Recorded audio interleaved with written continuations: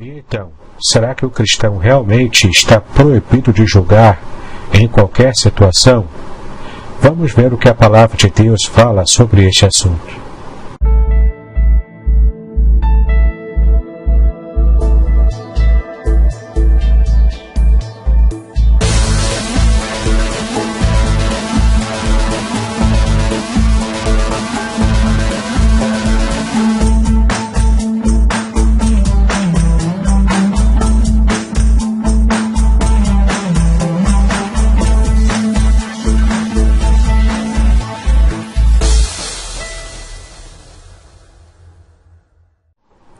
Olá, eu sou o pastor Davidson Pignon, sou pastor congregacional, mestre em Ciências da Religião e publisher da editora Contextualizar. Nós vamos hoje tratar de mais um vídeo de exegese e exposição. E o tema de hoje é: não julgueis. Será que é isso que Jesus realmente quer dizer? Que nós não podemos julgar ninguém em hipótese alguma? Vamos ver o que a Bíblia realmente ensina sobre isso.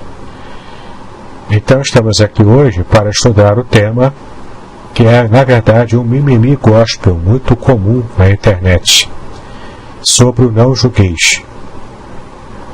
Geralmente as pessoas citam esse versículo fora de contexto para poder criticar alguém que está falando mal de algum pastor herege, de alguém que fala alguma coisa contra a palavra de Deus, de algum picareta. Então, logo sacam essa frase: não julgueis, meu irmão, para que você não seja julgado.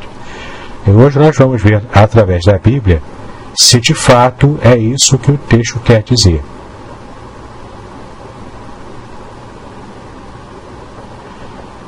Então, nós vamos começar analisando o texto de Mateus 7, de 1 a 6, e nós vamos lê-lo aqui, como está na sua tela, na nova versão transformadora, que é uma versão bastante interessante. Ela é bastante simples de se entender e, ao mesmo tempo, ela é fiel aos originais. No caso aqui é o original grego. Então, assim diz a palavra de Deus em Mateus 7, de 1 a 6. Não julguem para não serem julgados, pois vocês serão julgados pelo modo como julgam os outros. O padrão de medida que adotarem será usado para medi-los. Por que você se preocupa com o cisco no olho do seu amigo, enquanto há um tronco em seu próprio olho? Como pode dizer a seu amigo: deixe-me ajudá-lo a tirar o cisco do seu olho, se não consegue ver o tronco em seu próprio olho? Hipócrita! Primeiro livre-se do tronco em seu olho, e então você verá o suficiente para tirar o cisco do olho do seu amigo. Não deem o que é santo aos cães, e nem joguem pérolas aos porcos, pois os porcos pisotearão as pérolas, e os cães se voltarão contra vocês e os atacarão. Então você pode observar aqui que esse texto aqui tem um contexto. Esse versículo, não julgue para não serem julgados, ele tem, na verdade, todo o contexto por trás dessa mensagem. E a gente vai entender agora aqui qual é esse contexto. Mas antes eu quero ler para vocês uma frase muito conhecida de um famoso pregador norte-americano, chamado Paul Washer. Ele disse o seguinte: quantas pessoas me dizem, não julgue para não ser julgado, eu respondo: não distorçam as Escrituras para não serem iguais ao diabo. De fato, essa frase do Paul Washer, ela mostra para a gente o quanto as pessoas desconhecem a palavra de Deus e muitas vezes até usam esse versículo fora do seu contexto para poder justificar os erros dos seus líderes e dos falsos mestres e falsos pastores de hoje. Bom, então vamos analisar aqui esse primeiro versículo diretamente no grego, né? Então eu transcrevi aqui novamente, na nova versão transformadora, no texto de Mateus 7, versículo 1. Não julguem para não serem julgados. E logo abaixo nessa tabela nós temos aqui esse versículo em grego, que é me krinete ina me kritete. Então você tem aqui o Novo Testamento grego original, onde tem aqui em vermelho a palavra krinete. Logo abaixo na tabela, que está em azul, a palavra krinete é um verbo no imperativo presente ativo, segunda pessoa do plural de krino. Então, krino é a palavra que deu origem ao verbo krinete, que aparece aqui no texto grego original. Agora nós temos aqui um detalhe interessante, que este verbo está no modo imperativo no presente ativo, ou seja, é uma ordem. De fato, Jesus ordenou, não julguem. Mas a gente vai ver aqui no contexto o que ele quis dizer com esse julgar, né? Que tipo de julgamento é esse? A gente vai analisar no próprio contexto em língua portuguesa mesmo. Mas antes eu quero analisar aqui com vocês essas acepções da palavra krino em grego, que tem vários significados aqui dependendo do contexto. No caso aqui, separar, colocar separadamente, selecionar, escolher, aprovar, estimar, preferir. O terceiro, ser de opinião, julgar, pensar. No 4, determinar, resolver, decretar. No 5, julgar. E dentro dessa acepção do número 5, que é julgar, nós temos aqui duas partes, né? Que é pronunciar uma opinião relativa ao certo e ao errado, que é o ser julgado, isto é, ser chamado a julgamento para que o caso possa ser examinado e julgado. Ou também, letra B, julgar, sujeitar a censura, daqueles que atuam como juízes ou árbitros em assuntos da vida comum, ou emitem julgamento sobre as obras e palavras de outros. Depois, o 6 é reinar, o 7 é contender juntos, de guerreiros ou combatentes, e temos aqui várias acepções. A acepção que nos interessa é a acepção número 5, julgar, especialmente o 5A, que é pronunciar uma opinião relativa ao certo e errado. E é isso que se refere o texto original, na passagem que a gente vai analisar agora no seu contexto.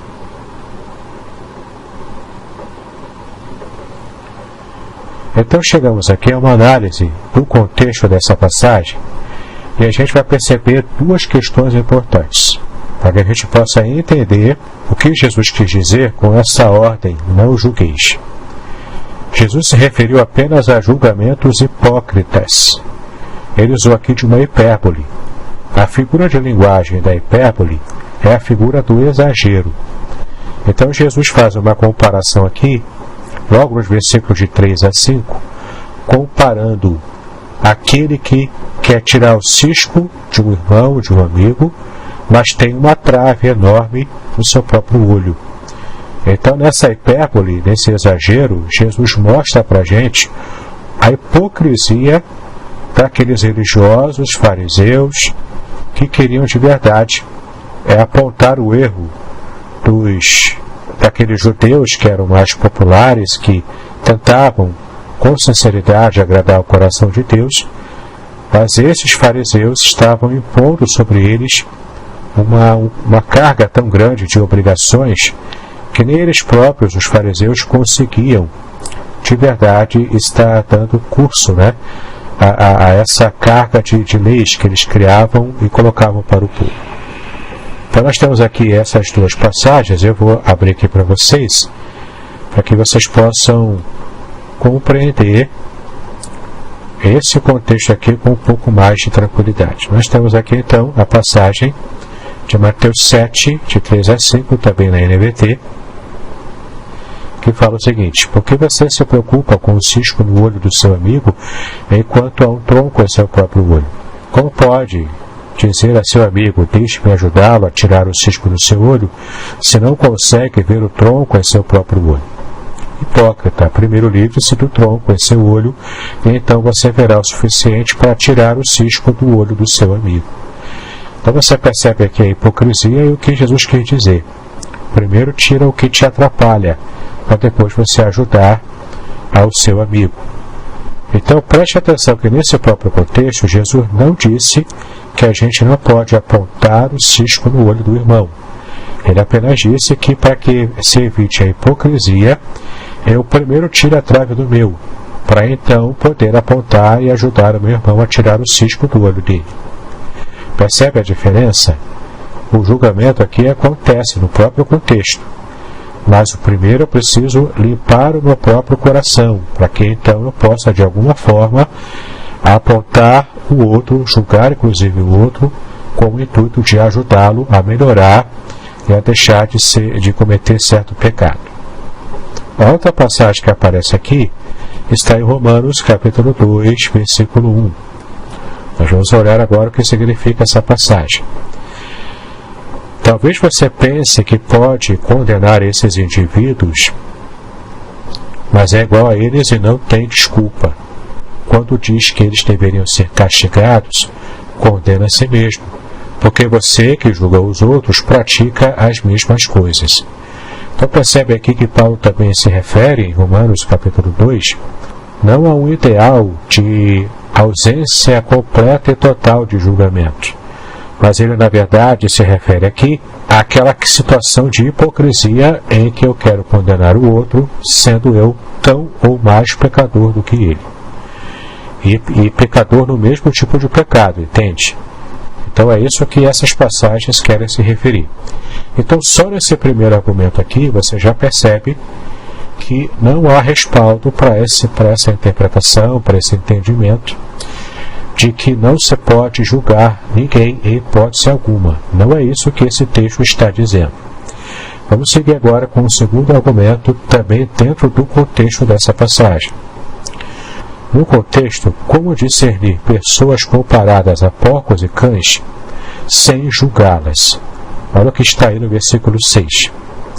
Não deem o que é santo aos cães, e nem joguem pérolas aos porcos, pois os porcos pisotearão as pérolas, e os cães se voltarão contra vocês e os atacarão. Então nós temos duas situações aqui. Os porcos, pessoas comparadas a porcos. Os porcos eram animais impuros para a cultura judaica. Então eram pessoas ímpias, pessoas maldosas. E também cães. Os cães não eram como os pets que nós conhecemos e temos em nossas casas hoje. Aquele animal fofinho, bonitinho, cheirosinho, né? Que nossas crianças gostam de brincar e a gente também. Mas aqui se refere aos cães de rua, aqueles cães violentos, esfomeados, aqueles cães que são considerados também, são equiparados na cultura judaica antiga como gentios então. Então porcos e cães são pessoas ímpias, gentias, que estão distantes de Deus segundo a cultura judaica. Então olha o que Jesus disse: eu não posso jogar o que é santo aos cães e nem as pérolas aos porcos. Como que eu posso discernir quem é cão e quem é porco, para não dar a eles o que não lhes é devido? Percebe? Como que eu posso fazer isso sem julgar? É impossível. Então, para que eu possa cumprir aquilo que o Senhor Jesus disse no próprio contexto dessa passagem, eu preciso ter certa medida de julgamento. Não é não julgar em hipótese alguma, mas é julgar com a medida certa e com o sentimento certo no coração. Principalmente julgar sem hipocrisia. Mas vamos seguir aqui com várias referências bíblicas em geral sobre a questão do julgamento. E você vai ver que a Bíblia, desde o Antigo Testamento e todo o Novo Testamento, fala sobre o julgamento. E em diversas passagens aqui você vai ver em cada grau que esse tipo de julgamento acontece. Então vamos analisar aqui as passagens. A primeira delas é Levítico 5, versículo 1, 19, 15 e 17. Estão todas elas transcritas aqui. Então, capítulo 5, versículo 1. Se alguém for chamado para testemunhar a respeito de algo que tenha visto ou que seja de seu conhecimento, mas se recusar a fazê-lo, comete pecado e deverá ser castigado por causa do seu pecado. Então, percebe aqui que se for testemunhar, precisa então testemunhar, precisa acusar, precisa falar. Isso requer julgamento. Era uma lei do Antigo Testamento. Capítulo 19, versículo 15. não distorçam a justiça em questões legais, favorecendo os pobres ou tomando partido dos ricos e poderosos. Julguem sempre com imparcialidade. Olha aqui a palavra julgamento, uma situação aqui típica de julgamento que um rei fazia ou que um juiz, do Senhor fazia em nome de Deus para produzir justiça para o povo de Israel do Antigo Testamento. Versículo 17. Não alimentem ódio no coração contra algum dos seus parentes. Confrontem sem rodeios aqueles que errarem, para não serem responsabilizados pelo pecado deles. Então você percebe aqui que essa passagem também fala sobre julgamento, inclusive até envolvendo pessoas da mesma família.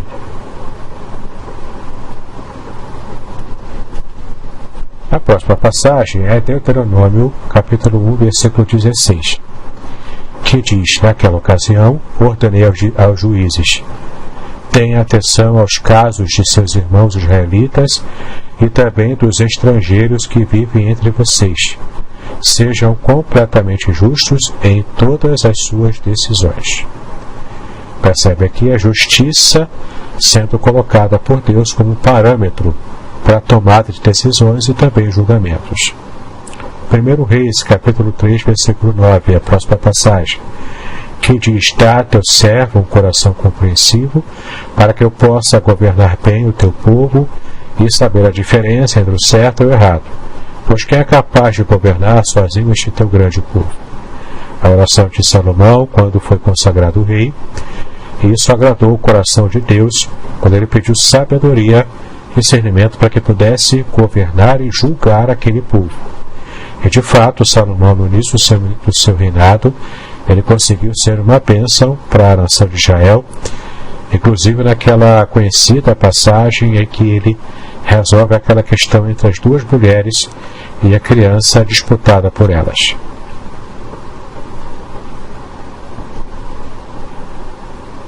A próxima passagem é Provérbios 19, 20, 27, 5 e 28 e 23. 19 e 20. Obtenha todo o conselho e instrução que puder, e você será sábio para o resto da vida. A repreensão franca é melhor que o amor escondido. No fim, as pessoas apreciam a crítica honesta muito mais que a bajulação. Então você percebe aqui 3 conselhos com respeito ao julgamento. Ou seja, você deve repreender de modo franco e objetivo, com amor, aquele que errou, e também você precisa fazer uma crítica honesta, que ela vai ser mais apreciada do que qualquer bajulação que as pessoas possam fazer. Essa é uma lição muito importante para líderes, inclusive líderes evangélicos, que preferem ser bajulados do que, de fato, se cercarem de pessoas que o amam e querem o bem do seu ministério.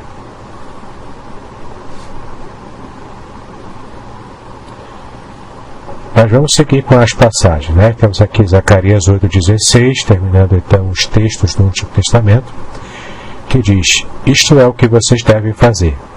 Digam a verdade uns aos outros. Em seus tribunais pronunciem sentenças justas que conduzam à paz. Então você percebe aqui que em todo o Antigo Testamento, nessa seleção de textos que eu fiz, traz aqui todo um direcionamento para que houvesse bons julgamentos e o povo então tivesse direção.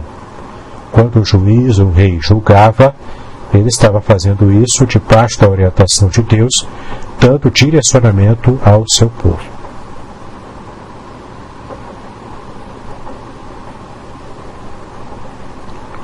Bom, nós estamos agora aqui iniciando os textos do Novo Testamento. Em Mateus 7, versículos 1 e 2, que nós analisamos aqui, e também capítulo 10, versículo 22, essas passagens dizem o seguinte: não julguem para não serem julgados, pois vocês serão julgados pelo modo como julgam os outros. O padrão de medida que adotarem será usado para medi-los. Nós já vimos aqui que o contexto se refere ao julgamento hipócrita, não ao julgamento ponderado, não ao julgamento feito com razão. 10:22 diz assim: todos os odiarão por minha causa, mas quem perseverar até o fim será salvo. Observe aqui que o texto se refere àqueles que estarão odiando os servos de Deus por causa de Jesus Cristo. E quando você se coloca numa situação em que você quer exortar alguém, o que envolve certo nível de julgamento, e você vai exortar alguém à luz da palavra de Deus, por amor a Cristo, e também por amor a esse irmão, para que ele possa estar melhorando da sua situação e deixar de cometer aquele determinado pecado, muitas vezes quando a gente faz isso, a gente sofre perseguições, inclusive, e até somos odiados, porque nós simplesmente queremos ajudar. O cerne aqui da questão é você permitir que o seu coração seja puro, seja sincero, e faça o seu julgamento e a sua ajuda com amor àquele irmão. Quem nunca se envolveu numa treta da internet e foi odiado por isso, não é verdade? Quem geralmente trata de situações doutrinárias da internet e tem esse chamado de Deus da apologética cristã para estar defendendo a fé cristã mediante os críticos, muitas vezes sofre esse ódio mesmo e não tem como a gente evitar isso.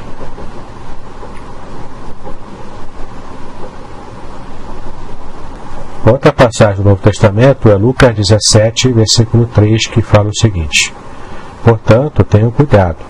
Se um irmão pecar, repreenda-o, e se ele se arrepender, perdoe-o. Aqui nós temos então duas atitudes, que a gente precisa ter cuidado. Se alguém pecar, alguém da igreja pecar, a primeira atitude é repreendê-lo. E como eu vou saber se ele pecou e poderia repreendê-lo, se eu não estiver de alguma forma julgando uma atitude errada daquele irmão? Então, a primeira atitude é repreendê-lo. Caso haja arrependimento, perdoar esse irmão que se arrependeu.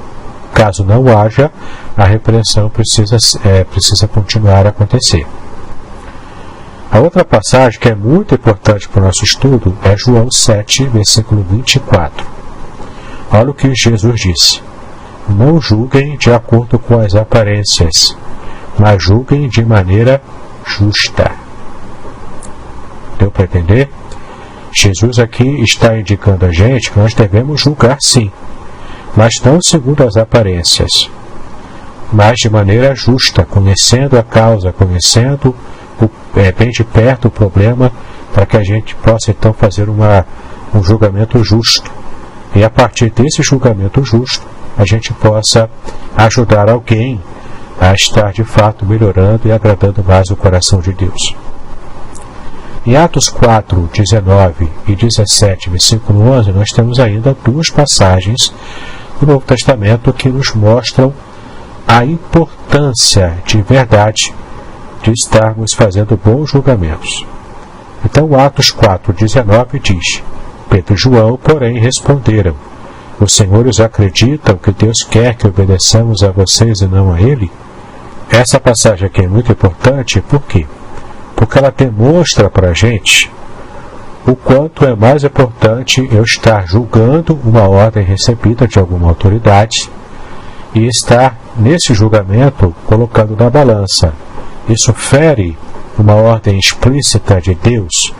Se fere a ordem de Deus, se fere a vontade de Deus, eu tenho toda a autoridade bíblica de não obedecer àquela autoridade humana que desconhece a vontade de Deus. Entende? Então nós devemos todos obedecer às autoridades, desde que essas autoridades não estejam nos tirando a condição de sermos servos de Deus. Desde que esta autoridade não esteja atrapalhando-nos de obedecer à autoridade maior, que é a autoridade do Senhor.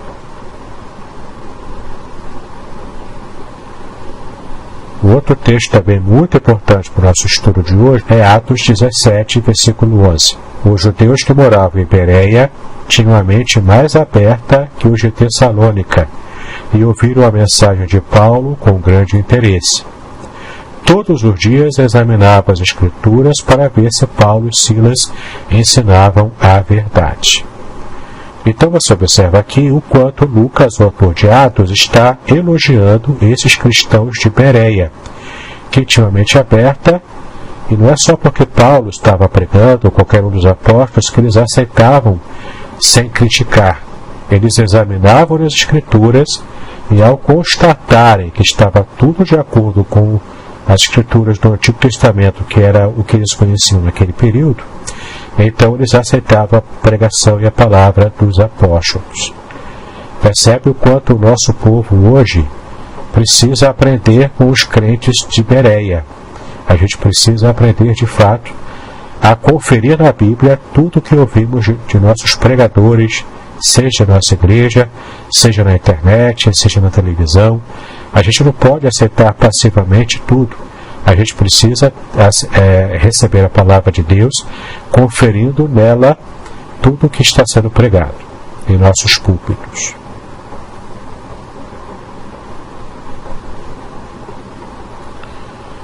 As outras passagens que aparecem aqui no Novo Testamento se encontram em 1 Coríntios.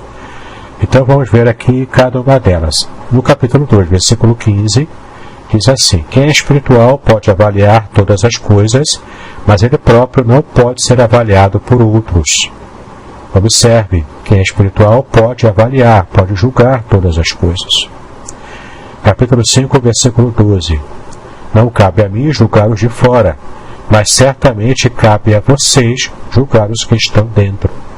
Aqui se refere aos que estão dentro da igreja. Então a igreja, com os seus líderes, ela tem toda a autonomia para julgar os irmãos em falta e então estarem trazendo correção a esses irmãos. No versículo 13, Paulo continua: Deus julgará os de fora, portanto eliminem o mal do meio de vocês. Então é parte das atribuições do ministério de uma igreja local estar de verdade se purificando. E isso envolve julgamento de pecados alheios, pecados de irmãos. E é preciso levar isso com muita seriedade. A outra passagem em 1 Coríntios também é no capítulo 6, de 1 a 5. Essa passagem é muito importante também. Quando algum de vocês tem um desentendimento com outro irmão, como se atreve a recorrer a um tribunal e pedir que injustos decidam a questão em vez de levá-la ao povo santo? Vocês não sabem que um dia nós, os santos, julgaremos o mundo? E uma vez que vocês julgarão o mundo, acaso não são capazes de decidir entre vocês, nem mesmo essas pequenas causas? Não sabem que julgaremos os anjos? Que dizer então dos desentendimentos corriqueiros desta vida? Se vocês têm conflitos legais, por que levá-los para fora da igreja a juízes que não fazem parte dela? Digo isso para envergonhá-los. Ninguém entre vocês tem sabedoria suficiente para resolver essas questões? Percebe aqui o erro da igreja de Corinto, que tinha pecados sérios acontecendo dentro do seu próprio arraial, e aquela igreja não estava tomando atitude de julgamento daquele irmão imoral. Era o irmão imoral que estava tendo relações sexuais com a sua própria madrasta, a mulher do seu pai. E a igreja estava fazendo vista grossa a esse tipo de erro. A igreja não estava julgando. Paulo condena esse tipo de omissão da igreja e coloca a liderança no seu lugar. Eles tinham que tomar uma postura, uma posição contra aquele irmão imoral.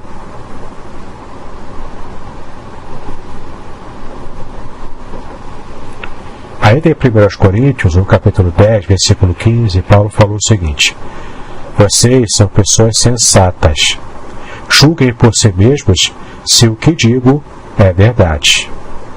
No capítulo 11, versículo 19, suponho que seja necessário haver divisões entre vocês para que se reconheçam os que são aprovados.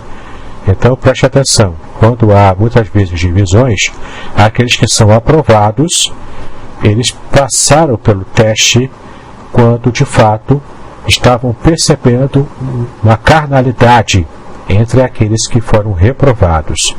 Isso envolve um certo tipo de julgamento que precisa haver dentro da Igreja de Cristo. Gálatas 2,11, olha o que Paulo fala também. Mas quando Pedro veio a Antioquia, tive de opor-me a ele abertamente, pois o que ele fez foi muito errado. Essa passagem também é muito importante porque Paulo teve que tomar uma atitude que estivesse consertando Pedro, e essa atitude ele fez de modo público. As pessoas viram o que Paulo estava fazendo quando estava repreendendo Pedro. Na versão que talvez você esteja usando na sua Bíblia, Paulo diz que repreendeu Pedro na cara, ou seja, ele opôs-se a ele de modo aberto, de modo claro, até de modo público, porque Pedro estava agindo com duas caras. Ele estava aceitando a posição dos cristãos judaizantes, que dizia que só se podia cultuar a Deus se passasse por todo o ritual judaico antes, e os gentios estavam em situação precária porque muitos deles estavam sendo obrigados por esses cristãos que eram anti-judeus a estarem se convertendo ao judaísmo primeiro para depois poderem viver o cristianismo. Paulo vai contra isso.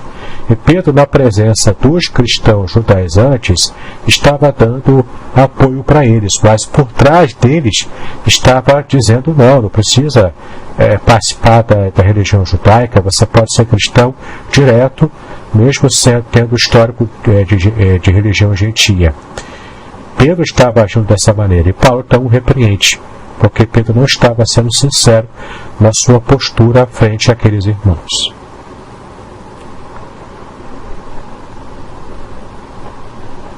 Outra passagem que Paulo também se refere aqui está em Efésios 5:11. Não participem dos feitos inúteis do mal e da escuridão. Antes, mostrem sua reprovação, expondo-os à luz. Olha só, quem faz o mal deve ser exposto à luz. E quem deve fazer isso?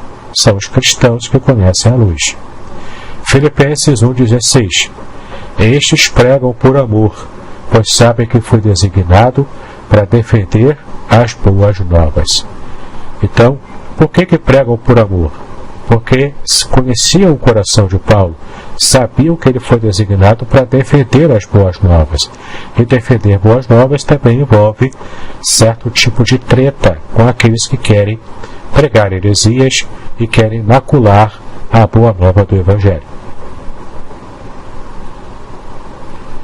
Agora Paulo escreve na sua primeira epístola a Timóteo. Olha o que ele diz em 1:18-20. Timóteo, meu filho, estas são minhas instruções para você, com base nas palavras proféticas ditas tempos atrás a seu respeito, que elas o ajudem a lutar o bom combate. Apegue-se à fé e mantenha a consciência limpa, pois alguns rejeitaram deliberadamente a consciência e, como resultado, a fé que tinham naufragou. Himeneu e Alexandre são dois exemplos. Eu os entreguei a Satanás para que aprendam a não blasfemar. Olha que interessante nessa passagem. Paulo não apenas fala para Timóteo, denunciando o pecado de muitos irmãos ali, ele também cita nominalmente Himeneu e Alexandre. No capítulo 5, versículo 20, aqueles que pecaram devem ser repreendidos diante de todos, o que servirá de forte advertência para os demais. Observou bem? E olha o que Paulo ainda fala na segunda epístola que ele escreveu também para Timóteo.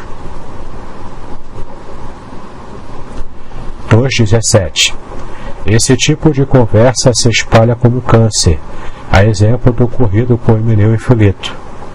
Eles deixaram o caminho da verdade, afirmando que a ressurreição dos mortos já aconteceu, e com isso desviaram alguns da fé. Observe aqui a atitude de Paulo nesses dois versículos. Ele fala sobre essas conversas desses hereges, Himeneu e Fileto, e fala que eles, além de citá-los nominalmente, ele também diz que eles desviaram alguns da fé, afirmando que a ressurreição dos mortos já havia acontecido. Era uma heresia que eles estavam inserindo lá na igreja cristã de Éfeso, que o jovem pastor Timóteo pastoreava. Capítulo 4, versículo 2. Pregue a palavra, esteja preparado, quer a ocasião seja favorável, quer não. Corrija, repreenda e encoraje com paciência e bom ensino. Como que um pastor pode corrigir, repreender e encorajar sem que esteja julgando alguém e percebendo que essa pessoa, por exemplo, é carnal ou cometeu certo tipo de pecado? É impossível. Capítulo 4, de 14 a 18. Alexandre, o artífice que trabalha com cobre, me prejudicou muito, mas o Senhor o julgará pelo que ele fez. Olha que interessante, ele cita o nome de Alexandre, na sua versão deve estar Alexandre, o ladroeiro. O ladroeiro é aquele que trabalha com fundição de objetos de cobre. Esse Alexandre prejudicou muito a Paulo, mas o Senhor o julgará pelo que ele fez. Aqui o julgar refere-se ao julgamento final, é claro. Versículo 15. Tome cuidado com ele, porque se opôs fortemente a tudo o que dissemos. Na primeira vez que fui levado perante o juiz, ninguém me acompanhou. Todos me abandonaram. Que isso não seja cobrado deles. Mas o Senhor permaneceu ao meu lado e me deu forças para que eu pudesse anunciar as boas novas plenamente, a fim de que todos os gentios as ouvissem. Ele me livrou da boca do leão. Sim, o Senhor me livrará de todo ataque maligno e me levará em segurança para o seu reino celestial. A Deus seja toda a glória para todos sempre. Amém. Observe que Paulo não teve problema algum aqui em citar o nome desses hereges que estavam perturbando o seu trabalho missionário. Tito 1, 9 e 13. Versículo 9. Deve estar plenamente convicto da mensagem fiel que lhe foi ensinada, de modo que possa encorajar outros com o verdadeiro ensino e mostrar aos que se opõem onde estão errados. Esse texto aqui é muito claro com respeito aos objetivos de um pastor. Tito era pastor e precisava então julgar alguns irmãos que estavam pregando heresia e então corrigir para o bem da própria igreja. Versículo 13. Isso é verdade, portanto, repreenda-os severamente a fim de fortalecê-los na fé. Olha só as recomendações que Paulo dá para Tito, muito próximo também do que ele falou para Timóteo. Hebreus capítulo 12, versículo 11, o autor diz o seguinte: nenhuma disciplina é agradável no momento em que é aplicada. Ao contrário, é dolorosa. Mais tarde, porém, produz uma colheita de vida justa e de paz para os que assim são corrigidos. Então, para pensar, na verdade, aqueles que dizem não julgueis para que não sejam julgados, eles querem, na verdade, permitir que alguém continue com seus pecados. Eles querem que o falso mestre continue ensinando falsidades. Eles querem que o falso profeta continue profetizando falsamente. Na verdade, eles não estão demonstrando amor à obra de Deus, amor à palavra de Deus. Eles estão, na verdade, demonstrando mais preocupação em estar bem com esses pastores, apóstolos, esses falsos mestres de hoje em dia. É preciso termos cuidado, porque o amor que nós devemos ter ao Evangelho, à causa de Cristo, à verdade do Senhor, nos leva de verdade a estar acusando, julgando, inclusive publicamente, esses hereges contumazes. Mas vamos continuar. A última passagem dessa sessão, 1 João 4, versículo 1, que também é muito importante. Amados, não acreditem em todo o Espírito, mas ponham-no à prova para ter a certeza de que o Espírito vem de Deus, pois há muitos falsos profetas no mundo. Perceba o que o apóstolo João falou. Nós precisamos colocar à prova tudo o que se apresenta a nós como sendo de Deus. A gente não deve aceitar tudo de mão beijada, mas temos que ter um posicionamento crítico, baseado na palavra de Deus. Então você vai ver aqui agora, nessa segunda sessão, o quanto julgar é bíblico e necessário. Os profetas do Antigo Testamento julgaram os falsos profetas daquele período. Você tem que observar aqui todos esses capítulos. Jeremias capítulo 5, Isaías capítulo 59 e Ezequiel capítulo 13. Todos esses capítulos inteiros mostram o quanto os profetas de Deus foram guiados por Deus para a denúncia dos falsos profetas daquele período. Segundo aspecto que nos demonstra que julgar é bíblico e necessário.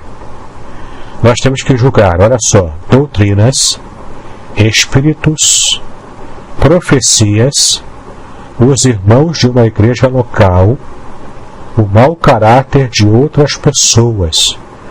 todas essas passagens em vermelho aqui na tela demonstram a importância de você trabalhar o julgamento desses quesitos aqui apontados pela palavra de Deus.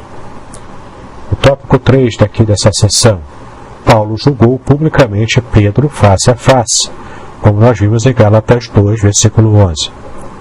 No tópico 4, Paulo também nomeou publicamente os hereges, como a gente também já viu. E o último tópico dessa sessão: julgar é bíblico e necessário, e temos aqui as passagens de 1 Coríntios 6, 4 e 5, que nós já lemos. Mas por uma questão de reforçar o que nós lemos aqui, eu vou novamente trazer para vocês a passagem. Olha como diz: se vocês têm conflitos legais, por que levá-los para fora da igreja a juízes que não fazem parte dela? Digo isso para envergonhá-los. Ninguém entre vocês tem sabedoria suficiente para resolver essas questões? Então, o julgamento eterno da igreja, ele é bíblico e é necessário para que não haja escândalos como os de fora. Vamos olhar aqui na última sessão do nosso estudo algumas dicas bíblicas para julgar corretamente. Temos aqui 9 dicas para que você possa perceber. Primeiro, tenha cautela. Julgar o outro envolve cautela. Você tem que saber como julgar, quando julgar e sempre observando seu próprio coração para saber qual é a sua motivação. Não saia julgando de qualquer maneira. Ouça o caso, entenda completamente tudo. Se possível, converse com os envolvidos da situação antes de tomar uma decisão e de fazer um julgamento. Tenha cautela, tá bom?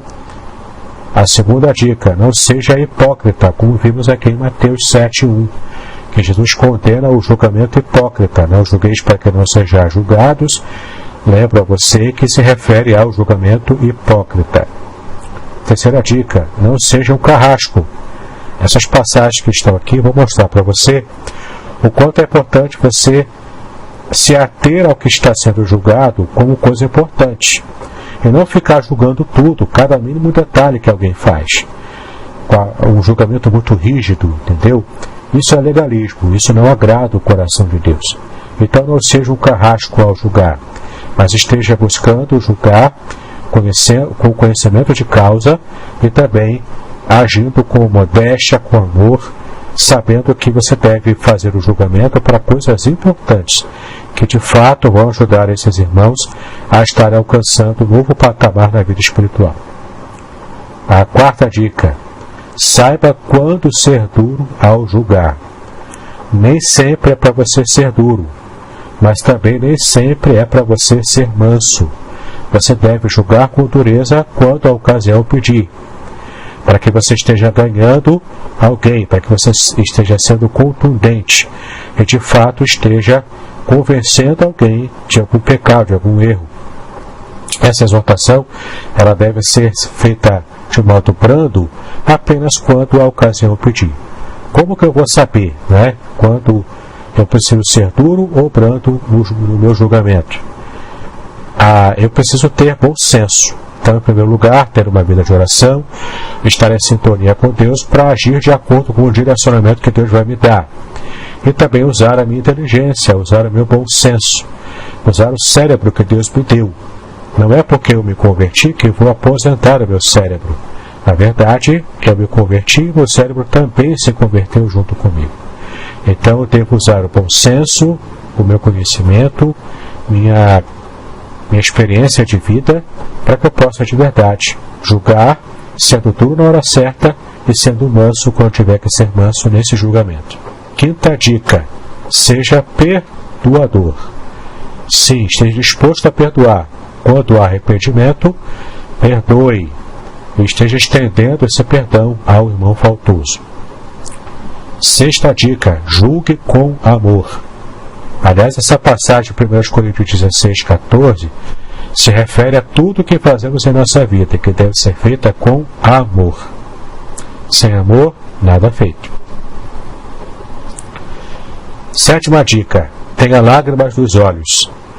Se você ler todo o texto do livro de Jeremias, você vai ver o quanto ele chorou por Israel, por Judá, o quanto ele chorou pelo povo de Deus. Então, quando for julgar, tenha lágrimas nos olhos. Sinta o que está acontecendo. Tenha empatia sobre aquele que você está trazendo esse julgamento. Bom, faça isso, porque isso vai redundar em glória para Deus. 8ª dica: julgue justamente. Sim, todas essas passagens, principalmente João 7:24, há uma referência a julgamentos justos que precisamos fazer. Então, buscar a justiça de Deus, usando como parâmetro a palavra revelada de Deus, deve ser o nosso norte, para que a gente possa então fazer julgamentos justos dentro da igreja. E a última dica, a 9ª dica: não se julgue justo pela injustiça dos outros. Essa passagem é muito importante.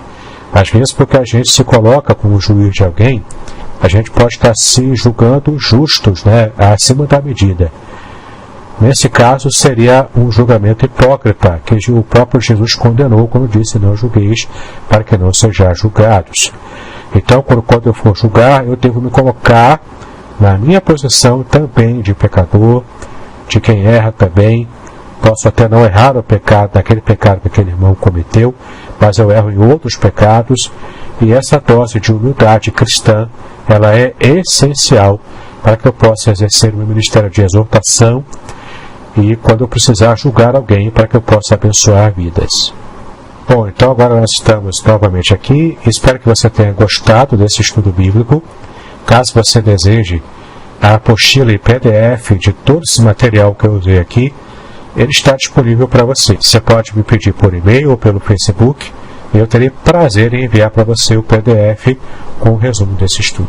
Então, você aprendeu aqui nesse estudo que não deve mais repetir na internet, ou seja, em outra situação qualquer, essa frase: não julgueis para que não sejais julgados, como se fosse um mantra que as pessoas citam para se livrar de temas difíceis ou para proteger algum falso mestre, algum pregador de heresias, e estar de fato perpetuando um erro. A gente deve, na verdade, lutar pela verdade. E isso é batalha espiritual também. E a minha oração é para que você perceba isso, faça bons julgamentos à luz da palavra de Deus e seja um servo fiel do Senhor, para estar lutando pela verdade dele na sua geração, nos meios em que você tiver. Que Deus possa abençoar o seu ministério, a sua vida. Paz e bênçãos a todos nós.